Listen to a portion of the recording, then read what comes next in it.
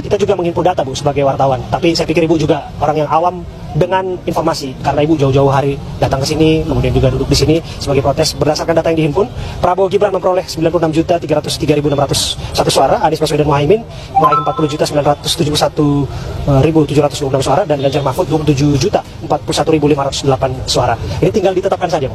Gini, Dek ya, kalau kita bicara dari nurani, ya, kita tahu mau dibuatnya 100 juta, 200 juta itu bisa. Karena apa? Dari awal sebelum pemilihan ini sudah tidak benar, tidak jujur. Ya, itu sebenarnya yang kita nggak suka. Dari awal kita tahu udah nggak jujur. Udah memang udah di style bahwa memang kemenangan itu harus seperti itu supaya satu putaran. Ya, kami masyarakat nggak mau tahu dia mau berapa. Yang kita mau KPU itu punya hati nurani untuk menyampaikan itu dengan kejujuran. Berani nggak dia? Ya, jujur gitu loh. Kalau dia jujur, bukan seperti ini hasilnya. Ya, karena kita juga tahu, kita juga lihat, kalau memang dibilangnya ini real count, yang main IT mereka, yang ngatur mereka, yang nyetel kepala desa untuk ditakut-takuti, awas kalau memang nggak ini ya. Saya punya loh datanya, karena saya punya kawan-kawan yang kepala desa. Dia nggak ke bawah, dia kepala desa. Kalau kau nggak bisa menangkan di sini, danai 1M itu di ini.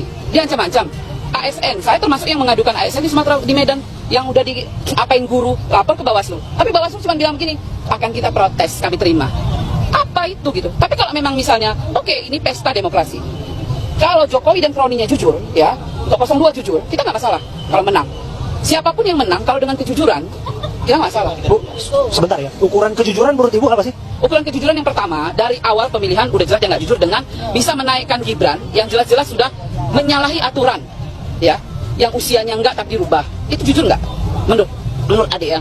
Kemudian di Medan saya melihat dengan mata kepala saya sendiri, itu pembagian sembako sekarang ini di bansos itu dilakukan dipercepatkan, tapi dengan ada gambar Prabowo Gibran. Cocok nggak itu?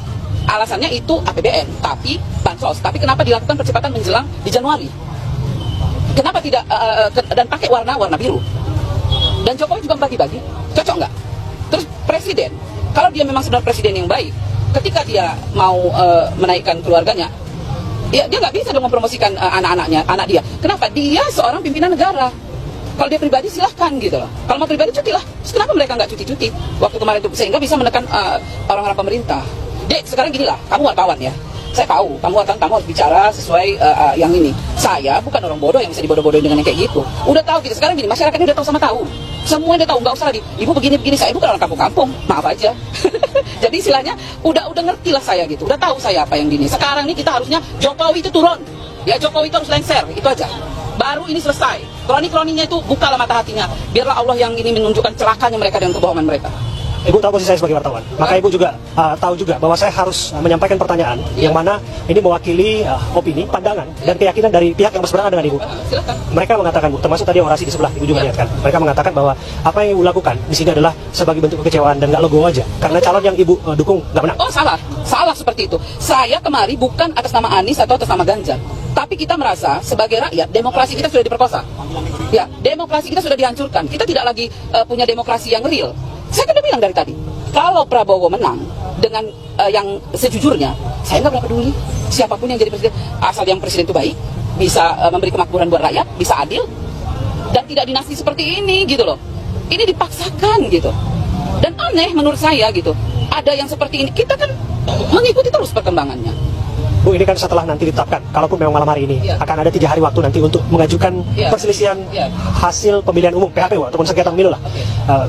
Ibu merasa bahwa Mahkamah Konstitusi masih menjadi tempat yang bersih, ladang yang datar, maksudnya lapangan yang datar, tempat yang bisa dipercaya oleh publik untuk menyelesaikan persoalan ini? Gini ya, memang kita udah tahu lah kondisinya, tapi artinya begini, sebagai masyarakat yang baik ya, atau mungkin kan itu yang bisa mengajukan nanti kan orang paslon yang kalah kan mereka tim pemenangan, biarkan mereka melakukan kerjanya secara konstitusional ya, kita percayakan, silahkan lakukan. Nah, rakyat juga mungkin punya hal yang mereka lakukan ya. Kalau apa yang mereka lakukan jangan tanya saya, karena saya bukan pemimpin dari seluruh gerakan ini ya, tapi kita lihat aja nanti kawan-kawan maunya gimana, kita akan membersamai kita.